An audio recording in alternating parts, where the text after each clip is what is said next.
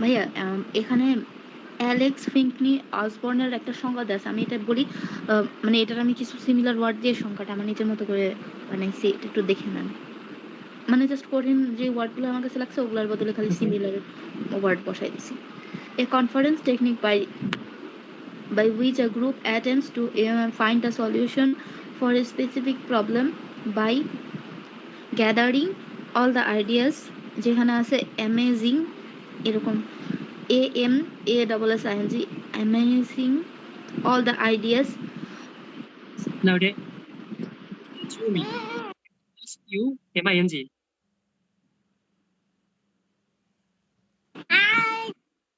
এদের এই ওয়ার্ডটার বদলে দিচ্ছি হচ্ছে gather, but gather all the ideas spontaneously, এটার বদলে ব্যবহার করছে হচ্ছে ইজিলি বাই ইটস মেম্বার। ভাই আমার কথা কি বুঝতে পারছেন নাকি আমি লিখে দিব? আপনি আপনি পারলে একটা ছবি তুলে দিন ফাতিমা জোহরা, কারণ আমি আপনার কথাটা ভালো মতো বুঝতে পারিনি। ওটা মনে হয় এজিউমিং ছিল। তো এজিউমিং হচ্ছে অনুমান করা, আর গেদারিং মানে জড়ো করা। একটা হচ্ছে স্পন্টানিয়াসলি, এটা মানে স্বতঃস্ফূর্ত ভাবে, ঠিক আছে? এখন আমার ওটা দেখতে হবে যে কোন ওয়ার্ডটা কি এবং সেটা বদলে আপনি কোনটা ইউজ করছেন। মানে অর্থ যদি চেঞ্জ হয়ে যায় তাহলে তো হবে না, তাই না? সেক্ষেত্রে দেখতে হবে যে কোনটা কি। আচ্ছা আমি দিচ্ছি। ওকে।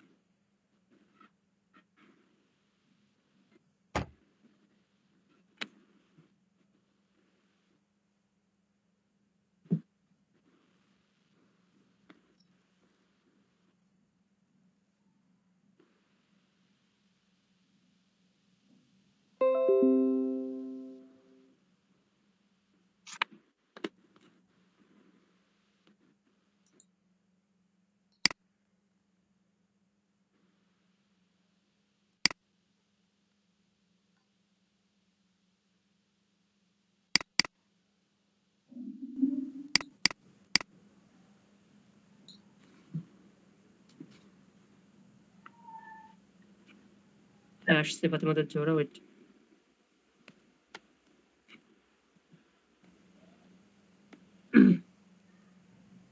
এখানে আছে কি, brainstorming is a process of gathering new ideas. The word brainstorming has coined by Alex Fakney Osborne, okay, in his book Your Creative Power, published in 1948. According to Alex Osborne, brainstorming is a conference technique by which a group attempts to find, okay, a solution for a specific problem by assuming all the ideas spontaneously by its members. হ্যাঁ ফাতেমা জোহরা, আপনি এটাকে মানে কিভাবে লিখতে চেয়েছেন?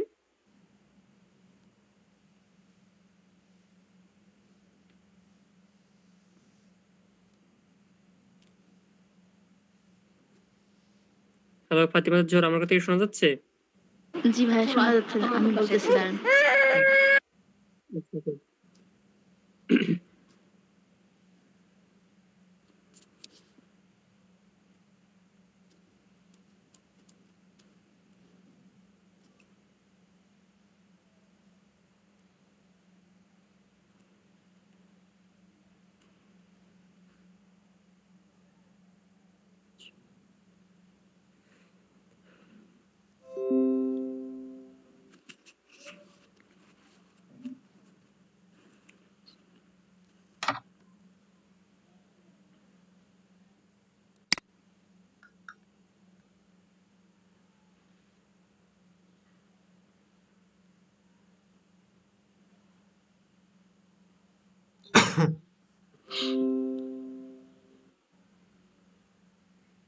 ওই ওইটা কি M A double S I N নাকি এম এ, ওই যেটা কিওয়ার্ড ছিল এ এম, যদি অ্যামাসিং থাকে তাহলে আপনি যে সরে ওটা সম্পূর্ণ মানে স্পষ্ট না, ঠিক আছে? তো বুঝতে সমস্যা। যদি ওই ওয়ার্ডটা A M A double S I N G থাকে তাহলে আপনি ওখানে লিখতে পারেন গেদারিং, ঠিক আছে? অ্যামাজিং মানে জড়ো করা, আর গেদার মানে মানে জড়ো করা, ঠিক আছে? তো ওখানে যদি কন্টিনিউয়াস ফর্ম আছে আপনাকে কন্টিনিউয়াস ফর্ম ইউজ করতে হবে, গেদারিং। ওকে। আর স্পন্টানিয়াসলি, ইজিলি, স্পন্টানিয়াস মানে স্বতঃস্ফূর্ত ভাবে, ইজিলি মানে সহজভাবে, একটু চেঞ্জ হয়ে যায়। উম, মানে ওখানে বলছে যে আমরা যেটা নিয়ে ভাববো ওটা আমাদের মাথা থেকে স্পন্টানিয়াসলি আসবে, ঠিক আছে? মানে স্বতঃস্ফূর্ত ভাবে আসবে। ইজিলি বলতে সহজ ভাবে, দুটো আলাদা আলাদা হয়ে গেল। স্পন্টানিয়াসলি কোনো সমার্থক শব্দ আছে নাকি, ওটা আমি একটু দেখি। স্পন্টানিয়াসলি না, স্বতঃস্ফূর্ত ভাবে, ইনসাস হয়ে মনে হয়, এরকম কিছু হয়। দেখি তারপর আর কি আছে।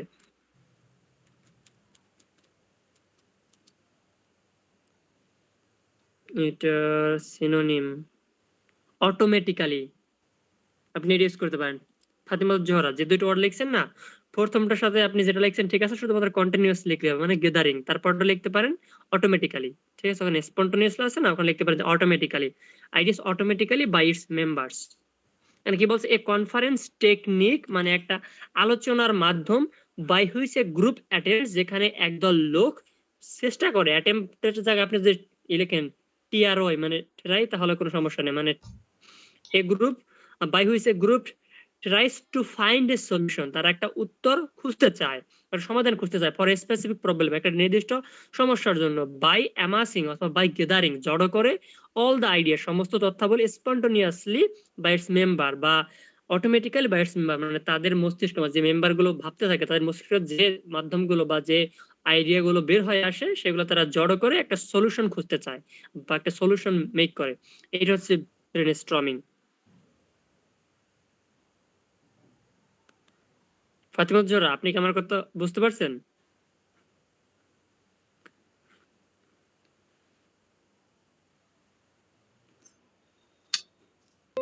ওকে, ঠিক আছে। শোন ভাইয়া, ভাই এখন তো মানে পড়তে হবে তাই না? এখন তো আর স্কিপ করা যাবে না, যে কোনো মূল্যই হোক অ্যাটলিস্ট শেষ করতে হবে। মানে একটু যদি পাংচুয়াল হন তাহলে কিন্তু মানে আপনাদেরই সুবিধা হবে অবশ্যই। এর পরের, ভাই একটু আচ্ছা এরপরের, অসুস্থ তাই। আচ্ছা ওকে ঠিক আছে। আচ্ছা আপনি তাহলে এগুলো ভাষায় বসে একটু দেখে এরপর যদি সমস্যা হয় আমাকে নক দিলে আমি বুঝিয়ে দেবেন, ঠিক আছে? আচ্ছা ফাতিমা জোহরা, এরপর আর কোনটা আছে নাকি? আমি কি এটা আপনার যে স্টাডি গেট দিয়েছেন মানে ছবি তুলেছে, আমি কি ওটাকে লাইন বাই লাইন বুঝিয়ে দেবো নাকি আপনি মানে এখন বুঝতে পারবেন আর কি?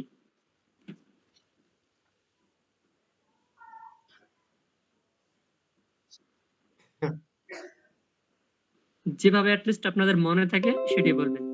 আচ্ছা ঠিক আছে। আমি কি তাহলে এইটা লাইন বাই লাইন বুঝিয়ে দেবো নাকি মানে পারবেন?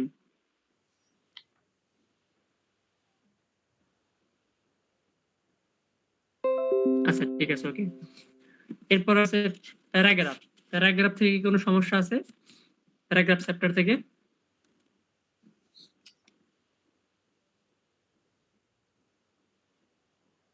ভাই আরেকটা যেটা ছিল এডিটিং আর হচ্ছে প্রুফ রিডিং, এই দুটো কি একই জিনিস? বুঝে নাই, হোয়াট ইজ প্রুফ রিডিং আর কি? এডিটিং আর প্রুফ রিডিং এই দুটো কি একই? না, এডিটিং আর প্রুফ রিডিং এক না, দুটো আলাদা আলাদা।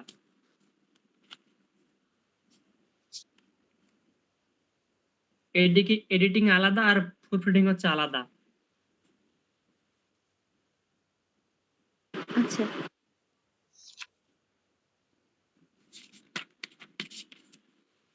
ওখানে এডিটিং ছিল, editing is a process of identifying and correcting errors and unconventional forms in the piece. ওখানে যদি কোনো ভুল ত্রুটি থাকে সেগুলো হচ্ছে আমরা ওখানে মানে এডিট করি বা নতুন করে সম্পাদন করি যাকে বলা, বা লেখা। আর প্রুফ রিডিং কি? Proof reading is the process of reading a final draft to find N errors. শেষমেশ আমরা যে মানে কোনো সমস্যা ধরে এটা খোঁজার জন্য যা করি, ঠিক আছে? ওখানে কিন্তু আমরা কোনো কিছু অ্যাড করি না, জাস্ট খুঁজি। সেই খোঁজার সিস্টেমটাকে বলা হয় প্রুফ রিডিং। আর এডিটিং হচ্ছে আমরা এর আগের প্রসেসটা, যেটাতে যদি কোনো ভুল থাকে আমরা সেটা, বা যদি কোনো মিস্টেক থাকে বা যদি কোনো ওয়ার্ড চেঞ্জ করতে হয় তাহলে সেটা আমরা সম্পাদন করি, মানে লেখালেখি করি আর কি। আর ওই লেখালেখির পরেও যেটা করি সেটা হচ্ছে প্রুফ রিডিং, যদি ওখানে কোনো ভুল ত্রুটি থাকে সেটা। আচ্ছা বুঝতে পারছি। ওকে। এরপরে আর আর কি কোনোটাতে সমস্যা আছে নাকি দেখুন?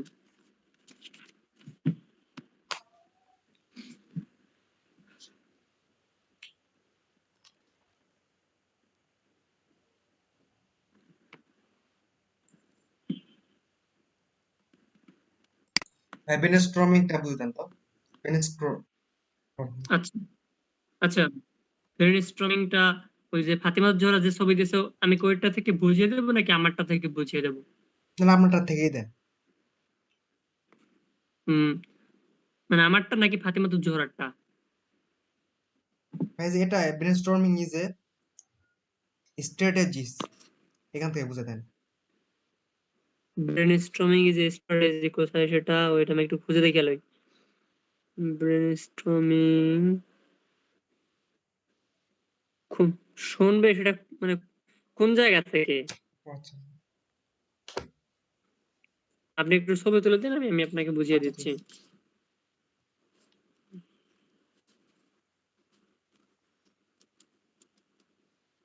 হ্যাঁ আপনার বই থেকে সেটা। আমারটা থেকে? হ্যাঁ আচ্ছা আপনার ঠিক বই আছে, থেকে। আমারটা থেকে বুঝিয়ে দিচ্ছি। Okay. কি বলছে দেখুন, brainstorming is a prewriting strategy for discovering and developing ideas. মানে কোনো কিছু লেখার পূর্বে আমরা যে একটা কৌশল, মানে আহ কোনো নতুন তথ্য বা আবিষ্কার করার জন্য বা নতুন তথ্য আদায় করার জন্য আমরা যে সিস্টেম বা কৌশল ফলো করি, এটাকে বলা হয় ব্রেন স্টর্মিং। মনে করুন আমরা একটা কোয়েশ্চেন লিখবো, তো এখন আমাদের সবকিছু জানা নাই, বা মানে জানা আছে বাট সেগুলো মানে এখন কিভাবে লিখতে হবে, মানে নতুন ভাবে লিখতে হবে। তো অবশ্যই আমাদের মস্তিষ্কে একটা চাপ পড়বে যে আমাদের আগে সেগুলো মনে রাখতে হবে, মানে আমাদের মস্তিষ্কে আনতে হবে সেগুলো। এই সিস্টেমটাকে বলা হয় হচ্ছে ব্রেনস্টর্মিং। তো সেটা বলছে বলছে brainstorming is prewriting strategy, লেখার পূর্বের একটা কৌশল for discovering and developing ideas. কোন তথ্য আবিষ্কার করার জন্য বা কোনো ধারণা ডেভেলপ করার একটা সিস্টেম হচ্ছে এই brainstorming. It helps release data and feelings that are inside the writers. এটা হচ্ছে আমাদেরকে নতুন তথ্য বের করতে, বের করতে বলতে মস্তিষ্ক থেকে বের করতে, আমাদের যে মস্তিষ্কের তথ্যগুলো থেকে এগুলো বের করতে সাহায্য করে একজন রাইটারকে বা যে লিখবে আর কি। It can be done alone, এটা একজনে করা যায়, but it is based on, কিন্তু যদি গ্রুপ হয় তাহলে সবচেয়ে ভালো হয়। মনে করুন আপনি একা একটা তথ্য দিলেন আর 10 জনে 10টা তথ্য দিল, তো আপনার কোনটা ভালো হবে? অবশ্যই 10 জনে যে 10টা তথ্য দিল ওখান থেকে যে কোনো একটা বাছাই করতে, বা দুইটা যদি বাছাই করেন যেগুলো ভালো, মানে ওখানে আপনি বাছাই করার সুযোগ পাবেন। বাট আপনি একা একা তো ওই সুযোগটা পাবেন, আপনি যা জানেন সেটুকু লিখতে হবে। সেজন্য বলছে এটা 10 জনও করা যায়, মানে একাও করা যায়, বাট 10 জনের ভালো হয়। In this strategy A group of people R involved in finding some probable solution in a problem. এখানে একদল লোক তারা কি করে, কোন একটা নির্দিষ্ট সমস্যা সমাধানের ক্ষেত্রে কাজ করে থাকে, বা সমস্যা সমাধানের জন্য যা যা দরকার সেগুলা বের করার বা সেগুলা খোঁজার জন্য কাজ করে। Here all the participants give their opinion and thinking. এখানে যারা যারা উপস্থিত থাকে বা অংশগ্রহণ করে সবাই কিন্তু তাদের মানে মতামত গুলো ব্যক্ত করে ওই টপিক সম্পর্কে। All this ideas are written down and taken under consideration, এবং সমস্তগুলোই লেখা হয়, প্লাস সমস্তগুলোকে বিচার বিশ্লেষণ করেও দেখা হয়। মানে লেখা হলে এরপরে আবার ওইগুলোকে মানে কোনটা ভালো কোনটা কি এরকম মানে তালিকাও তৈরি করা হবে, ঠিক আছে? আন্ডার কনসিডারেশন মানে বিবেচনা করা হবে বা বিশ্লেষণও করা হয়। নো ওয়ান ইজ, কি বলছে, নো ওয়ান ইজ ক্রিটিসাইজড, মানে কেউ কেউ ভালো বা খারাপ লাগছে এই জন্য কাউকে সমালোচনা করা হয় না। The target is to get as many ideas as possible. আমাদের মানে ওই ক্ষেত্রে মেইন উদ্দেশ্য থাকে কি, যতটা তথ্য দরকার, মানে যতটা দরকার ততটা তথ্য যেন আমরা পাই, ঠিক আছে? বা যত উম, প্রয়োজন ততটুকু তথ্য যেন আমরা ওখান থেকে বের করে আনতে পারি, এটা হচ্ছে ওখানে উদ্দেশ্যটা থাকে ব্রেনস্টর্মিং করা। No matter how odd or silly the ideas might seem. এইটা কখনোই ভাবা যাবে না ওই ক্ষেত্রে যে আইডিয়া গুলো কি ভুল নাকি সঠিক, ঠিক আছে? জাস্ট আমাদের প্রথমবার যখন আমাদের আইডিয়া থেকে যে যা বলবে এটি আমাদের মেনে নিতে হবে। এরপর হয়তো ওখান থেকে আমরা মানে বাছাই করব বা দেখবো কোনটা কোনটা ভালো।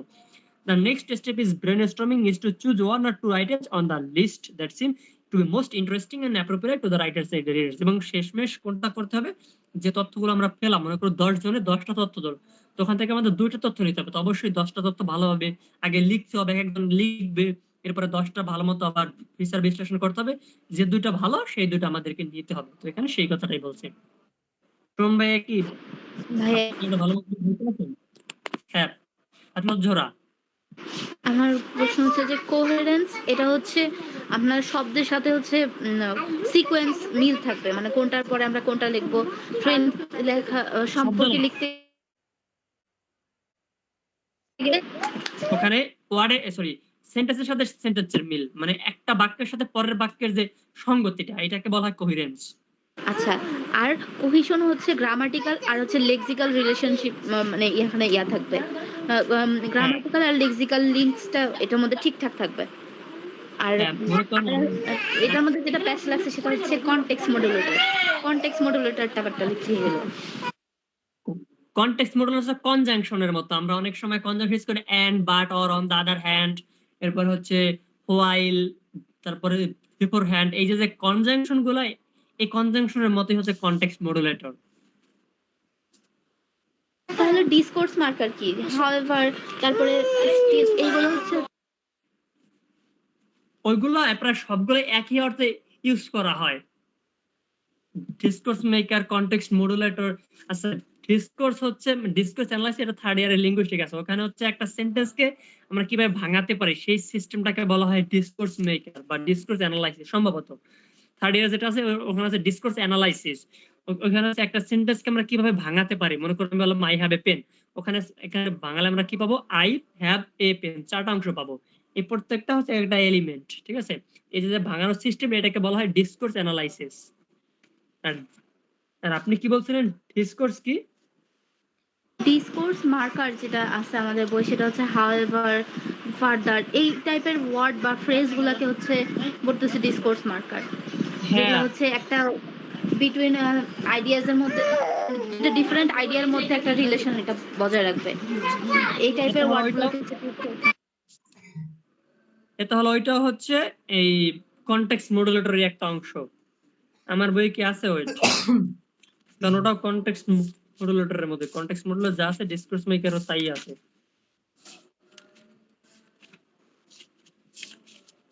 না, মানে আমার বই আলাদা আলাদা আলাদা ভাবে করে করতে গেলে দেখা যায় হয়, কিন্তু যখন সবগুলো একসাথে বলতে যাই মনে হয় কি এটা এটার মধ্যে চলে যাচ্ছে, এটা হচ্ছে এটার প্রবলেম। আমার এখানে আছে হোয়াট ইজ ভিউ পয়েন্ট বা context modulator.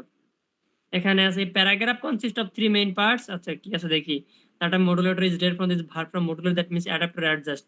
Hence the function of a modulator is to adapt one thing to another. মানে মডুলেটর হচ্ছে কি, যেটা আমাদেরকে একটা জিনিস আরেকটা জিনিসের সাথে সংযুক্ত করে। তো আমরা সংযুক্ত করি কি দ্বারা, কোঅর্ডিনেটিং কনজাংশন দ্বারা, মানে and, but, and, but, or, তারপরে হচ্ছে নট অনলি বাট অলসো, এগুলো যাতে সংযুক্ত করি, তো এগুলো হচ্ছে কনটেক্সট মডুলেটর। আচ্ছা বুঝতে পারছি, আর এটার মধ্যে আর প্রবলেম নেই। আর হচ্ছে আমি যে বি পার্টের কোশ্চেন গুলো ভাই আমি আজকে রাতের মধ্যে লিখে আপনাকে দেবো নি, এটা একটু চেক করে দিন। আচ্ছা ওকে, তো আমরা কি এখন এসে চলে যাবো এসেতে? আচ্ছা আমার আচ্ছা, বলো। আরেকটা কথা, এই টপিক সেন্টেন্সটা কিন্তু ইম্পর্টেন্ট। মানে বলতে পারে এইটার ব্যাপারে একটা টপিক সেন্টেন্স লেখো। মনে করুন যদি বললাম আমাদের বুক ফেয়ার সম্পর্কে একটা টপিক সেন্টেন্স লেখো, তোমাদের কি লিখতে হবে, a book fair is a fair where different kinds of books are displayed and sold. মানে ওইটার একটা সংজ্ঞা লিখতে হবে আর কি, এক লাইনের মধ্যে একটা সংজ্ঞা, এক লাইন বা সর্বোচ্চ দুই লাইন, দুই লাইনের উপর কখনোই লেখা যাবে না। এটা কিন্তু সেকেন্ড ইয়ারের অ্যাডভান্স রিডিং এর রাইটিং ও মাস্ট থাকে, ফার্স্ট ইয়ার রাইটিং স্কিলও কিন্তু এটা থাকে যে হোয়াট ইজ টপিক, মানে রাইট ডাউন এ টপিক সেন্টেন্স, মানে একটা টপিক বলে দিল ওইটার একটা টপিক সেন্টেন্স আপনাকে লিখতে হবে। টপিক সেন্টেন্সের যে সংজ্ঞাটা আমি লিখছি, যে topic sentence is a sentence that states the main idea of an entire paragraph. হ্যাঁ, ওইটা তো টপিক সেন্টেন্স কাকে বলে সেইটা, বাট আপনি এখন যদি বলে এইটা এই প্যারাগ্রাফের একটা টপিক সেন্টেন্স লিখো, সেই ক্ষেত্রে আমি বলছি যে আপনাকে ওইটা মানে কাকে বলে এরকম একটা সংজ্ঞা লিখতে হবে। এটা কেমন হবে তাহলে? মানে এই যে আমি বললাম যে যদি বলে write down A topic sentence about a book fair, একটা বুক ফেয়ার সম্পর্কে একটা টপিক সেন্টেন্স লিখো, তাহলে আমাদের কি লিখতে হবে, বুক ফেয়ারের সংজ্ঞা। তো বুক ফেয়ারের সংজ্ঞা কি, a book fair is a fair, এটা হচ্ছে এক ধরনের মেলা, where different kinds of books are sold and displayed, যেখানে বিভিন্ন রকমের বই বিক্রি করা হয় প্লাস শো বা প্রদর্শন করা হয়। এটি হচ্ছে কিন্তু সংজ্ঞা। এরকম একটা সংজ্ঞা লিখতে হবে আপনাকে যে টপিকটা দিবে। বুঝতে পারছেন? হ্যাঁ বুঝতে পারছি। আচ্ছা, তো এই আপনাদের বইয়ে মনে হয় এরকম কয়েকটা এক্সাম্পল আছে, এক্সাম্পল গুলো একটু দেখবেন যে হ্যাঁ মানে আজকে কোনটা। সবার শেষের দিকে এরকম আছে। ওকে, এরপর আছে আমাদের এসে। এসেতে হচ্ছে শর্ট, ফার্স্টে ব্রিফ বলতেছি। প্রথম আছে হোয়াট ইজ অ্যান এসে, এসে এখানে কাকে বলে। থিসিস স্টেটমেন্টটা মানে কি? মানে শুনবে, আমি আপনার কথা শুনতে পাইনি। থিসিস স্টেটমেন্ট এর মানে এটা কি? আচ্ছা, থিসিস স্টেটমেন্ট আমরা প্যারাগ্রাফে লিখি টপিক সেন্টেন্স, আর এসেতে লিখি এই থিসিস স্টেটমেন্ট। মানে প্যারাগ্রাফের মেইন আইডিয়া থাকে কোথায়, বা ওই যেমন আমি বললাম এই বুক ফেয়ার এটা কি, সেটা কিন্তু আমাদের টপিক সেন্টেন্সের মধ্যে বলে দেওয়া হয়েছে। সেম এই একটা এসের কোন টপিক সেটাই বলে দেওয়া হয় থিসিস স্টেটমেন্টের মধ্যে। এইটাই মানে আমরা যেটাকে প্যারাগ্রাফে বলি টপিক সেন্টেন্স, ওইটাকে এসেতে বলি টপিক থিসিস স্টেটমেন্ট। তবে একটু ডিফারেন্স আছে যে সাধারণত টপিক সেন্টেন্স 1 থেকে 2 লাইনের মধ্যে হয়, বাট এই যে থিসিস স্টেটমেন্ট এটা হচ্ছে এক স্ট্যান্ডার মতো হয়। এটুকু হচ্ছে ডিফারেন্স, আর কোনো ডিফারেন্স নাই। আচ্ছা ঠিক বুঝতে আছে, পারছেন? হ্যাঁ বুঝছি। ওকে, তো প্রথমটা আছে হোয়াট ইজ অ্যান এসে, এইটা হচ্ছে ব্রিফ। এরপরটা আছে what are the basic parts of an এসে, একটা এসে কোন কোন অংশ থাকে। এরপর আছে what is narrative essay, descriptive essay, expository essay, argumentative এসে। মানে এই যদি আপনি প্যারাগ্রাফের ক্ষেত্রে এগুলো পড়েন তাহলে সেটা আপনার একসাথে এই এসের জন্য কাজ হয়ে যাবে, যে ডেসক্রিপটিভ প্যারাগ্রাফও যা, এক্সপোজিটরি মানে এই এসে কিন্তু তাই। সুতরাং যে কোনো একটা পড়লে আপনি দুটো লিখতে পারবেন, জাস্ট এসের জায়গায় এই যে ইয়ে আছে প্যারাগ্রাফ আছে এটা লিখে দিলেই হবে, বা প্যারাগ্রাফেরটা মুখস্থ করলে, যদি ওইটা মুখস্থ করেন তাহলে যদি এসে আছে তাহলে যেখানে যেখানে প্যারাগ্রাফ আছে ওইখানে ওখানে এসে লিখলে হবে। অ্যান আর এসে ইজ কিন্তু এ কোনো এখানে short piece of non fiction writing. শুনতে পাইনি সুমন ভাইয়া। আমি বলতেছি যে an essay is a short piece of non fiction writing, এটা দিলে হবে ব্রিফের জন্য। হ্যাঁ তাও হবে, মানে ওখানে কল্পনা যদি কোনো কিছু থাকে না সেজন্য বলছে non fictional piece of writing. এরপরটা ছিল কিন্তু what are the basic parts of an, একটা এসে কোন কোন অংশ থাকে সেটা। এরপরটা আছে what is narrative essay, descriptive essay, expository essay, argumentative এসে।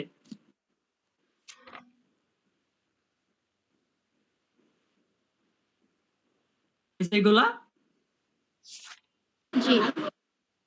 এরপরটা আছে হোয়াট ইজ থিসিস স্টেটমেন্ট। আচ্ছা, থিসিস স্টেটমেন্টটা কি দেখুন, the main idea of or controlling idea of an essay is called thesis statement. এই লাইনটা লিখতে হবে। একটা প্যারাগ্রাফের মেইন আইডিয়াকে কি বলে, টপিক সেন্টেন্স, সেই একটা এসের মেইন আইডিয়াকে বলা হয় থিসিস স্টেটমেন্ট। এইটুকুই। আমাদের বইয়ে এটা সংজ্ঞাটা দেওয়া হচ্ছে the main idea of an essay is expressed in the introductory paragraph. কোনো সমস্যা নেই, মানে যেটাকে ইন্ট্রোডাকশন বা সূচনার মধ্যে ওই টপিক সম্পর্কিত বলা হয় এটাই হচ্ছে এসে, ওখানে সেটাই বলছে মেইন আইডিয়াটা। আপনার বইয়ের এটার ছবিটা কি? আচ্ছা ওকে, আমার বই থেকে ছবি দিচ্ছি।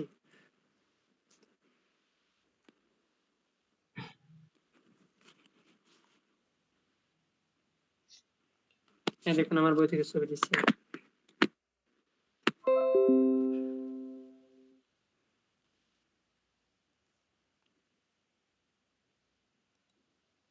আচ্ছা, এরপরটা হচ্ছে what is lead sentence. Lead sentence আর টপিক সেন্টেন্স আলাদা কিভাবে? Hello,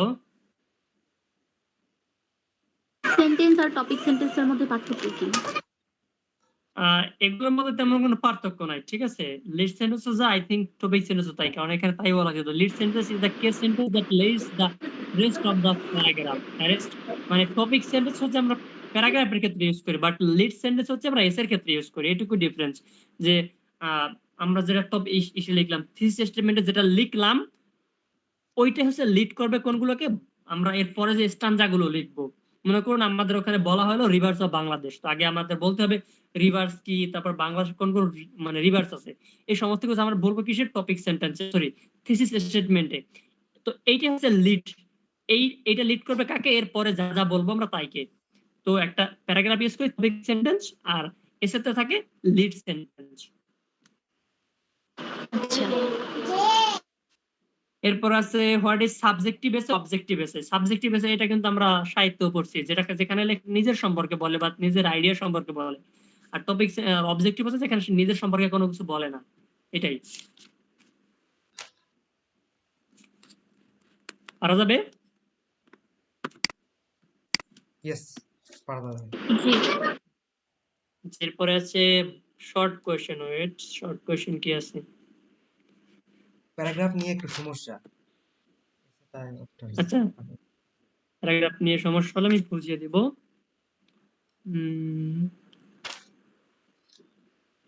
what is an essay?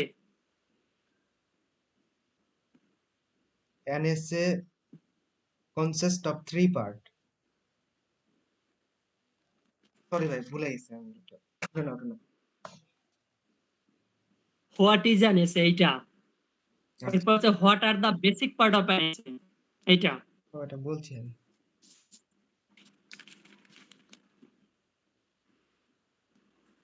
An essay is a short piece of non-fiction writing. Hmm, Brief এটা and কিন্তু brief. শর্ট কোশ্চেন, এটা কিন্তু ব্রিফ কোশ্চেন না, ঠিক আছে? এখানে আছে 73 পেজ। এরপরটা হচ্ছে হোয়াট ইজ ডেসক্রিপটিভ এসে আর হচ্ছে ন্যারেটিভ এসে।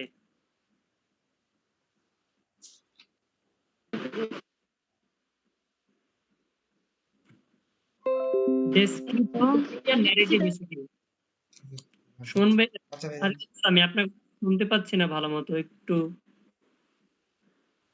আচ্ছা, শুনতে দেখাইতেছে না, আমি ওখান থেকে দেখাই। এর আগেগুলো আমাকে একটু ছবি তুলে পাঠিয়ে দিও। আচ্ছা আচ্ছা আচ্ছা, ওকে। আচ্ছা, ঠিক আছে। রেকর্ড করা আছে, আমি রেকর্ডে দিয়ে দেবো। এখানে আছে আচ্ছা, ওকে। এখানে এখানে আছে descriptive essay are different from narrative essay in many, এটা আপনার বইয়ে মনে আছে এটা। আমি বলছি হোয়াট ইজ ডেসক্রিপটিভ এসে, হোয়াট ইজ ন্যারেটিভ এসে, এই দুইটা না এগুলা? এটা নাই তো। হ্যাঁ হ্যাঁ, এইটা পড়লে হবে। যে এই ডেসক্রিপটিভ আর ন্যারেটিভ এর মধ্যে ডিফারেন্স গুলা কি কি? পার্থক্য আছে আমারটা। হ্যাঁ হ্যাঁ, এটা পড়লেও হবে, সমস্যা নেই।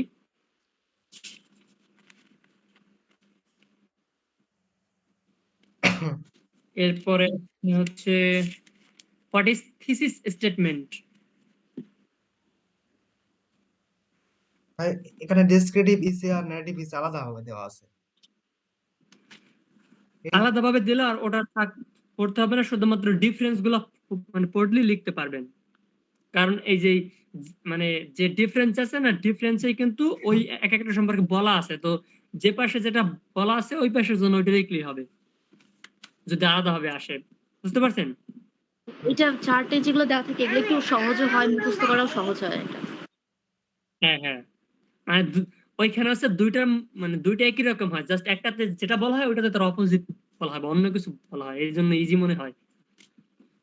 এখানে আছে আচ্ছা, ডেসক্রিপটিভ essay এরপরেরটা give description of a place, person or thing, আর narrative essay তে বলা হয়েছে narrative essay the story of something the happened. এটা আমার এখানে আছে ডেসক্রিপটিভ এসে gives a description of a place, person of thing, মানে কোন একটা জিনিস সম্পর্কে বর্ণনা দেওয়া হয় আর কি। আর ন্যারেটিভ এসে কি বলা হয়? এটা হচ্ছে স্টোরি, মানে গল্পের মতো করে এখানে বর্ণনা করা হয়। আমি ওটাই বলছি। ঠিক আছে, আপনারটা আমি হুম, নিছি তাহলে।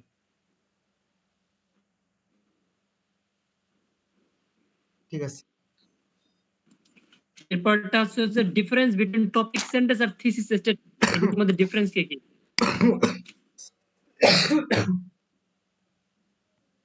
এই ডিফারেন্স গুলো পড়লে কি টপিক সম্পর্কে বা সিস্টেমের সাথে জানা হচ্ছে, যেটা থেকে আসে আপনি লিখতে পারবেন। আই থিংক আরেকবার বলেন তো, বুঝতে। ডিফারেন্স বিটুইন টপিক সেন্টেন্স আর থিসিস স্টেটমেন্ট।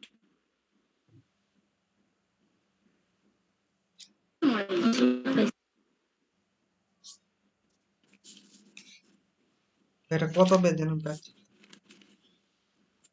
সেটা তো মানে এটা 74 পেজ। আমার বইটা কি? ভাইয়া 74 পেজ। আচ্ছা,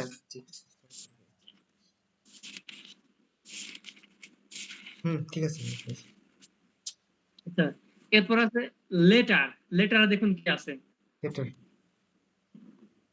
হোয়াট ইজ এ লেটার? হ্যাঁ, ব্রিফ কোশ্চেন আছে হোয়াট ইজ এ লেটার।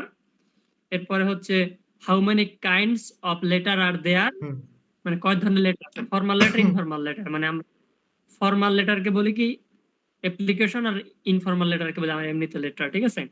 এরপর আছে হোয়াট ইজ পার্সোনাল বা প্রাইভেট লেটার, যেখানে আমরা আমাদের আত্মীয় স্বজন, আপন পরিবারের লোকজনের কাছে, বন্ধু বান্ধবের কাছে যেগুলো এক্সপ্রেস করি বা পাঠাই, ওইগুলো আছে পার্সোনাল লেটার। এরপর হচ্ছে হোয়াট ইজ অফিসিয়াল লেটার, যেটা আমরা অফিসিয়াল কাজে ইউজ করি বা অফিসিয়াল পারপাসের জন্য যেটা লিখে থাকি সেটাকে বলা অফিসিয়াল লেটার। এই অফিসিয়াল লেটার আর ফর্মাল লেটার কিন্তু প্রায় সেম।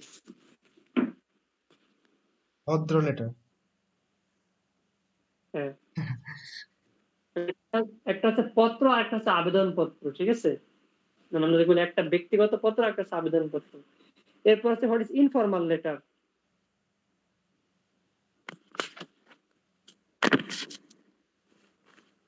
এরপরটা হোয়াট ইজ কভার লেটার। আচ্ছা, এটা কিন্তু অনেক গুরুত্বপূর্ণ একটা question. What is cover letter? A cover letter is a letter that accompanies a CV or resume and application form. মানে যে লেটারের সাথে একটা সিভি থাকে বা একটা রিজিউম থাকে, এটাকে বলা হয় কভার লেটার। ওকে, রিজিউমটা কি? রিজিউম মানে সিভি বলি না, আমেরিকাতে বলা হয় রিজিউম আর ইংল্যান্ডে বলা হয় সিভি বা কারিকুলাম ভিটা। কি মুশকিল, এটা আমরা কি করা যাবে? সিভি দিলেই মানে হতো। হচ্ছে আচ্ছা আমরা চাকরির ক্ষেত্রে সিভি দেই না, ওইটাকে এক দেশে বলা হয় সিভি, আরেক দেশে বলা হয় রিজিউম। যেমন ইংল্যান্ডে এই যে অটাম রে বলা হয়, মানে শরৎকাল রে বলা হয় অটাম, আর আমেরিকাতে বলা হয় কিন্তু ফল, এটা বলে ফল।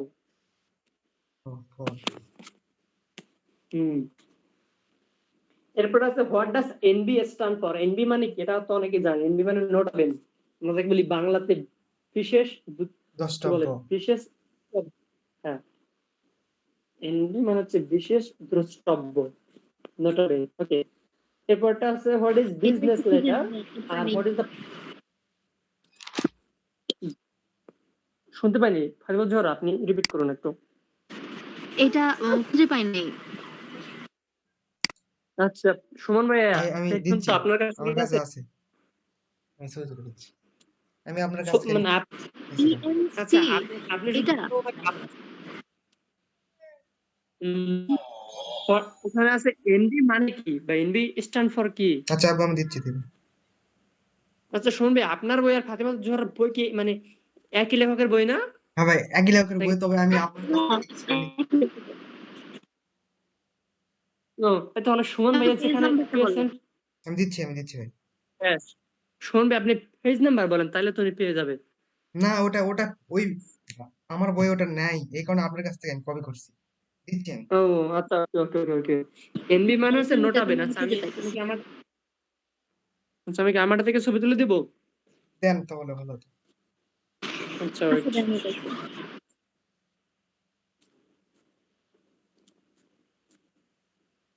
বুঝলেন না?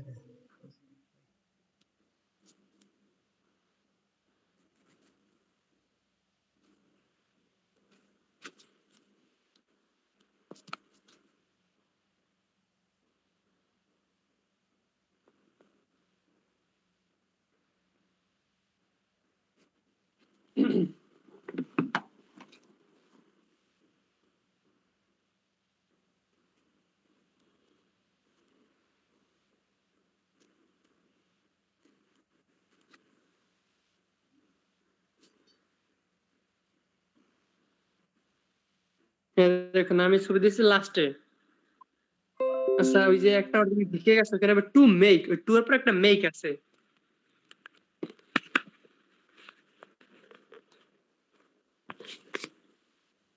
আমার কি লেখা ঠিক আছে ওটাতে? কিন্তু কোনো ভুল টুল হলো নাকি? বুঝলেন? আচ্ছা, ওইটা আমি একটু দেখতেছি। এখানে আছে কি, NB is the abbreviated form of Latin nota bene. Okay, ওখানে নোটা বেনটা না একটু একটা অ্যাপোস্ট্রফের মধ্যে আটকে দিবেন, ঠিক আছে? যেহেতু এটা ওই স্ট্যান্ড মানে স্ট্যান্ড করা বোঝায় বা মানে আমরা মিন করা অর্থে ইন্ডিকেট করি, সুতরাং ওখানে একটা অ্যাপোস্ট্রফি দিয়ে আটকে দেবেন, দুই পাশে দুটো অ্যাপোস্ট্রফি দিয়ে। It is used in writing to make somebody that notice না take notice of a particular piece of information that is important. হ্যাঁ, ঠিক আছে শুনুন ভাইয়া। তো এটা লিখলে NB is a Latin phrase that means nota bene, শেষ। এটা লিখলে হবে, কোনো সমস্যা নেই। এরপর হোয়াট ইজ বিজনেস লেটার, আর what is the purpose of writing any business.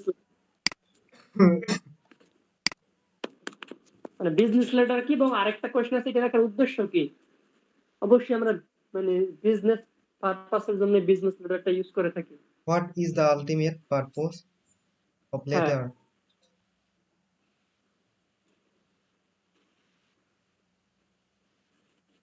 এরপরটা আছে হোয়াট ইজ কমপ্লায়েন্ট লেটার বা ক্লেম লেটার।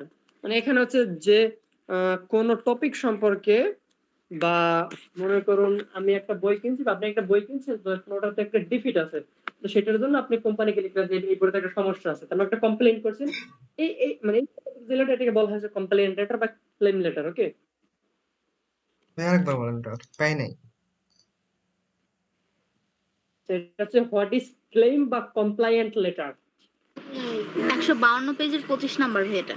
আচ্ছা, এখন শুনবে, এরপরটা আছে হোয়াট ইজ রিজিউম বা কারিকুলাম ভিটা বা বায়োডাটা।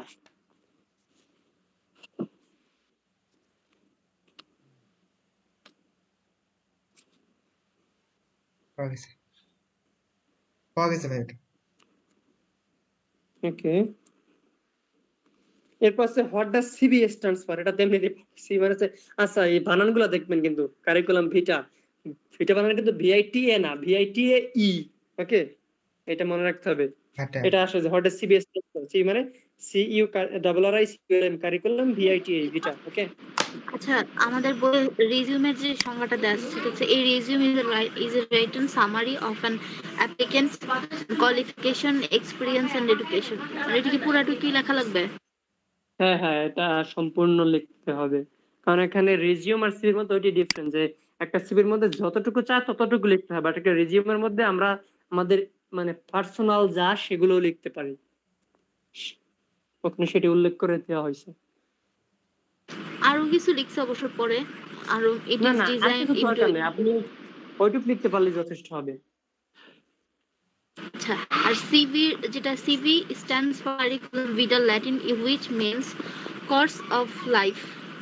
কোর্স অফ হ্যাঁ, লাইফ এটা লিখতে ইজ হবে, ইট মানে a brief end. Course of life কি মানে জীবন ব্যবস্থা আর কি, ঠিক আছে। এরপর আছে what do you mean by ENC. ENC মানে এনক্লোজার। এনক্লোজার কি, মানে এর সাথে আমরা যখন কোনো কিছু অ্যাড করি সেটাকে বলা ইএনসি বা এনক্লোজার।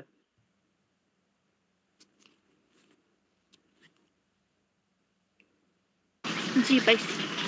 ওকে,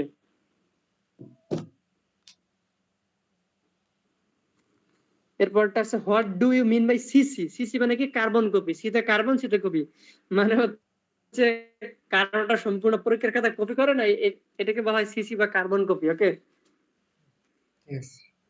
ও নো, বিদ্যুৎ চলে গেছে।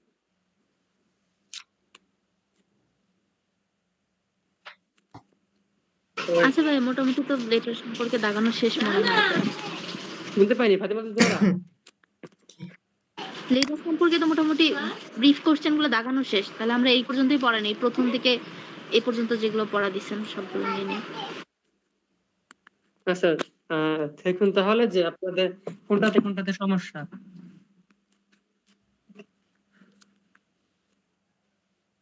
মানে এখন যেগুলো দিলেন সেটা বলবো? উম, আপনার কথা ভালো মতো শুনতেছি না, পুরোপুরি। মানে এখন যেগুলো দাগাই দিলেন এগুলোর প্রবলেমের কথা বলবো? আপনাদের মানে যেটাতে বুঝতে মানে সমস্যা আছে আপনারা সেটাই বলুন। আচ্ছা,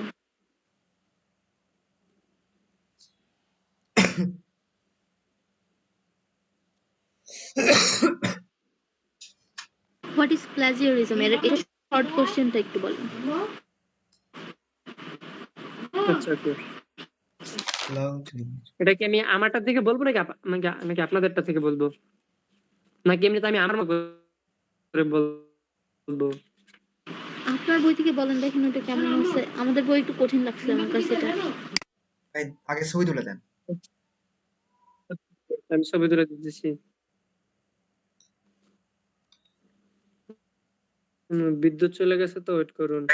আচ্ছা ভাই, তাহলে যখন কারেন্ট আসে তখন বলেন না। না সমস্যা নেই, ফ্লাশ দেন। ফ্ল্যাশ মেরে ছবি তোলা যাবে। চলে। ছবিটা কি স্পষ্ট? হুম। হ্যাঁ ভাই, ঠিক আছে, নো প্রবলেম। দেখুন তো শুনবে ছবিটা কি স্পষ্ট হচ্ছে নাকি। স্পষ্ট। এর পরেরটা জি ভাই, ঠিক আচ্ছা ঠিক আছে, ওয়েট ওয়েট, আমার ছোট ফোনে।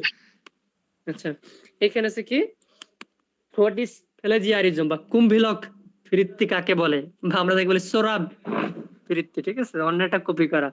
The word plagiarism has come from the Latin word plagiarius, sorry না, প্লাজিয়ারিয়াস, দ্যাট মিনস কিডন্যাপার, ঠিক আছে। মানে হচ্ছে এটা একটা ল্যাটিন ওয়ার্ড থেকে আসছে যেটা হচ্ছে প্লাজিয়ারিয়াস, আর যেটা মানে হচ্ছে কিডন্যাপার, ঠিক আছে। বা কি বলো এটাকে, হাইজ্যাক কিডন্যাপাররা, করে নিয়ে যাওয়া, কিডন্যাপ শব্দের অর্থ হাইজ্যাক করে নিয়ে কিডন্যাপ, যাওয়া ভাই। কিডন্যাপ না, ভালো আছে না, কিডন্যাপ শব্দ হাইজ্যাকের বাংলা আছে, ওয়েট, কিডন্যাপের ভালো একটা বাংলা আছে, কি জানো? জিম্মি করা। কিডন্যাপ না, কিডন্যাপ, ওয়েট একটু দেখি, কিডন্যাপ, অপহরণ হতে পারে। অপহরণ করা, রাইট, মনে পড়ছে, অপহরণ করা। তো এই প্লেজিয়ারিজমটা হচ্ছে এই কিডন্যাপের একটা সমার্থক শব্দ। Kidnapper kidnap somebody in order to get money or something else for returning them. মানে যারা কিডন্যাপার বা অপহরণকারী তারা কি করে, কাউকে অপহরণ করে বা কোনো কিছু অপহরণ করে নিয়ে যায় যাতে তারা এবং ওইটার জন্য তারা টাকা দাবি করে, যে টাকা হুম। দিলে তারা ওইটাকে ফিরিয়ে দিবে। But in the academic writing, কিন্তু লেখা ক্ষেত্রে বা পড়াশোনার ক্ষেত্রে, the kidnappers, the plagiarist kidnap the ideas works or words of other writers of source. কিন্তু এখানে তো আর কাউকে চুরি করতে পারে না, সুতরাং তাদের লেখা বা তাদের কোনো ধ্যান ধারণা এগুলো চুরি করে। মানে আমরা দেখে নেওয়ার সময় সাইবার অ্যাটাক করে, তো ওইগুলো হচ্ছে plagiarism. In fact plagiarism refers to the act of copying another person ideas, works or words and pretending that they are one's own. তার মানে সংক্ষেপে বলতে গেলে প্লাজিয়ারিজম কি, অন্যের কোনো লেখা বা অন্যের কোনো শব্দ বা অন্যের কোনো কাজ এগুলো কপি করা এবং সেটা নিজের নামে চালানো। In this, in the English speaking world, the term plagiarism is used to label the practice of not giving credit for the source of one's ideas.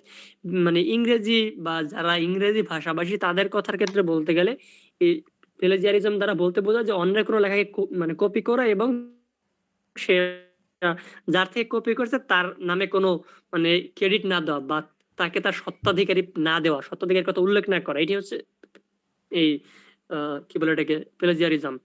তারপর বলছে plagiarism may happen by accident, এটা accidentally হতে পারে বা মানে অনেক সময় আমরা ভুলবশত করে থাকি। বাই ইগনোরেন্স, অনেক সময় মানে ইগনোরেন্স বলতে আর কি, যে যে লিখছে সেই এগুলো নিয়ে মানে ভাবে না, ঠিক আছে, তো আমরা সেক্ষেত্রে অন্যজন কপি করতে পারে, এখান থেকে হতে পারে। এন্ড বাই ইন্টেনশন বা ইচ্ছাকৃত ভাবে হতে পারে। It is similar to stealing or the livelihood of savings of A worker, মানে এটা হচ্ছে কারো জীবন ধারণের যে কি বলা হয় এটাকে, যে জীবন ধারণের জন্য যতটুকু দরকার বা যা যা দরকার, মোট কথা মৌলিক অধিকার, সেগুলো হরণ করার মতো। It robs the original writer or scholar, এটা মানে যে অরিজিনাল লেখক বা যে মূল লেখক বা যে মূল লিখছে of the ideas and works by which he supports his livelihood, এটা তার কাছ থেকে কেড়ে নেওয়া হয় যার মাধ্যমে সে তার জীবন ধারণ করে। এটি হচ্ছে প্লাজিয়ারিজম। এটা কি বুঝতে পারছেন আপনারা দুজনে? হ্যাঁ, বুঝছি। আচ্ছা, মানে জি, আপনাদের কাছে কোনটা বেশি ইজি মনে হয়, এটা আপনাদের বইয়েরটা? এটাই ঠিকঠাক ছিল, আমাদের বইয়ে একটু ইয়ে করে আচ্ছা, দিচ্ছে। ওকে, তো ছবি তো দেওয়াই আছে। বুঝতে পারছি। আচ্ছা, এরপরে আর কোনটাতে সমস্যা আছে? একটাও পড়া নেই।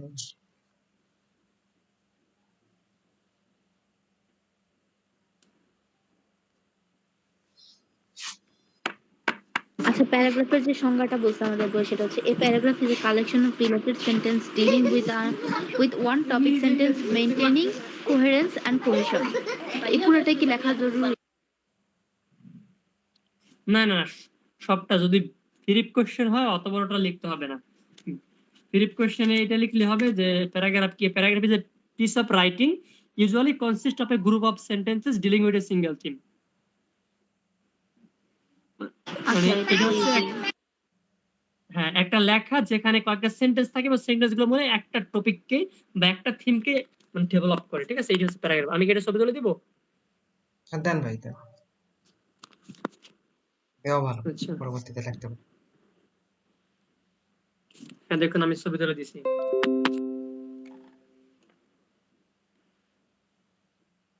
এটার ছবিগুলো তো সকালেও দিছিলেন।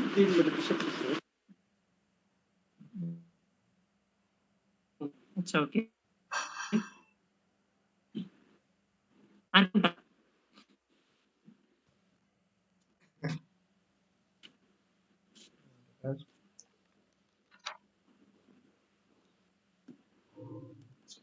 আপনার তো ফর্ম মানে আপনাদের যে ফর্ম ফিল আপ ওটা তো সম্পূর্ণরূপে কমপ্লিট হয়ে গেছিল না? হুম হুম হ্যাঁ ভাই গেছি। জি। হুম, বুঝতে পারি।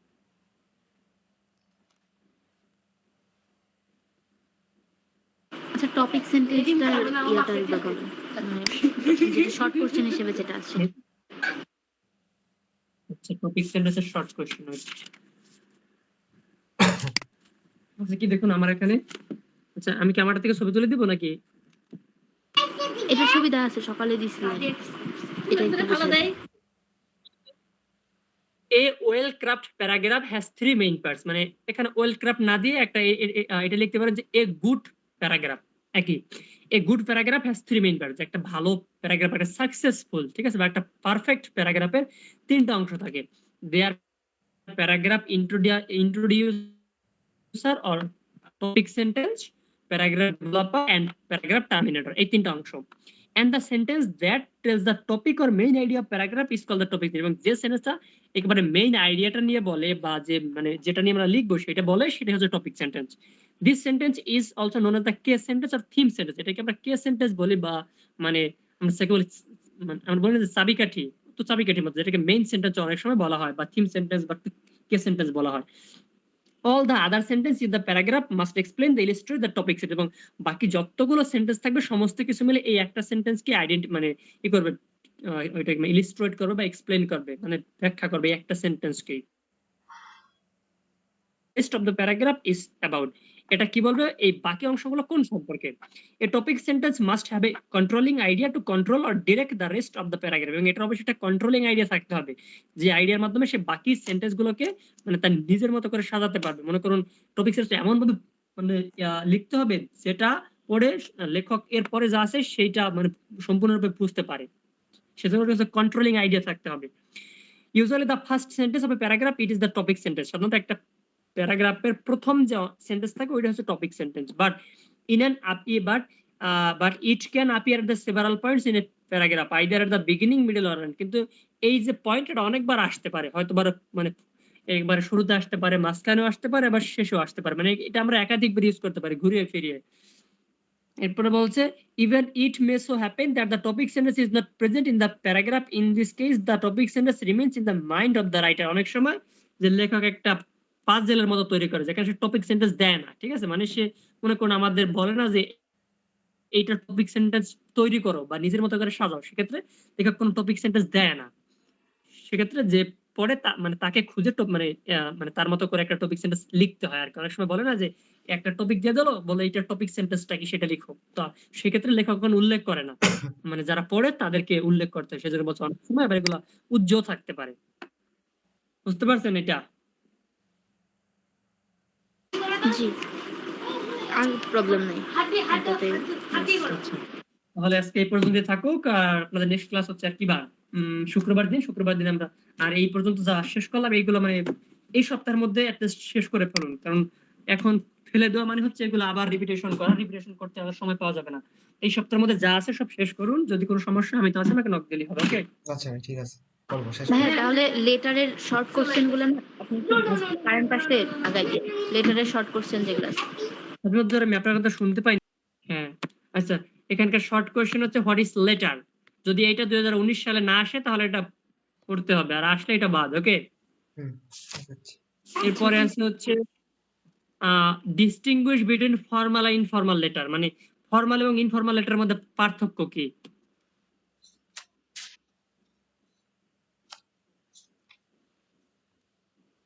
হ্যাঁ পাইছি, 166 পেয়েছি। আচ্ছা, এরপর আছে what is A business letter, business letter কাকে বলে?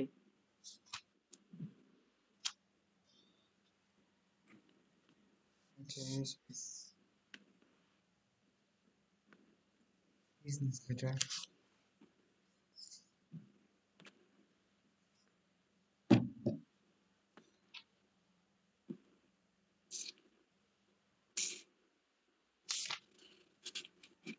জি,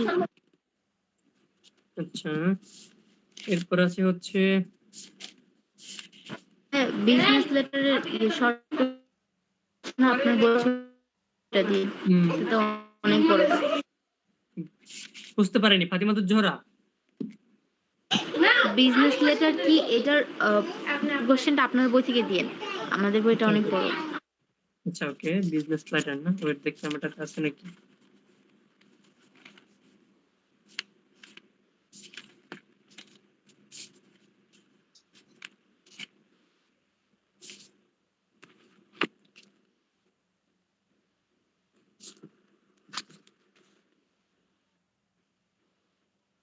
এখন আমি ওটা দিছি বিজনেস লেটার। শুনে পার্ট এ দিছেন, পার্ট এ না পার্ট বি? হ্যাঁ পেয়েছি, পার্ট বি পড়েছে please। হ্যাঁ পার্ট বি পেয়েছি। গতবার কিন্তু লেটার থেকে কোশ্চেন আসে নাই, সুতরাং এবার কিন্তু লেটার থেকে কোশ্চেন আসবে মাস্ট। ওকে,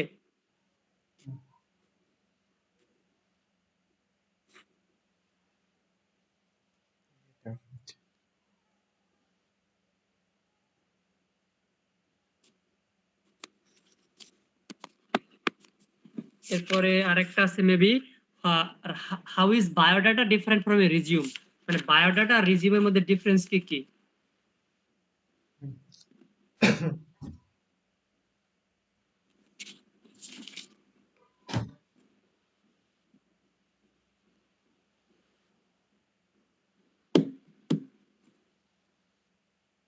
এটা কি আছে আপনাদের বইয়ে? বায়োডাটা আর রিজিউম, বায়োডাটা বা সিভি, এই সিভির সাথে রিজিউমের ডিফারেন্স কি কি? আচ্ছা আমাদের দুইটা এখানে দেওয়া আছে, একটা হচ্ছে কারিকুলাম ভিটা সিভি আর রিজিউমের মধ্যে পার্থক্য, আর একটা আছে হচ্ছে বায়োডাটা আর রিজিউমের মধ্যে পার্থক্য। কোনটা তো ভাইয়া? বায়োডাটাটা পড়লে হয়, বায়োডাটা আর রিজিউমের মধ্যে ডিফারেন্সটা কি কি?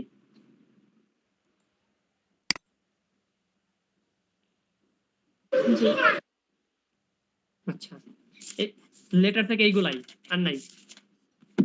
আচ্ছা। আচ্ছা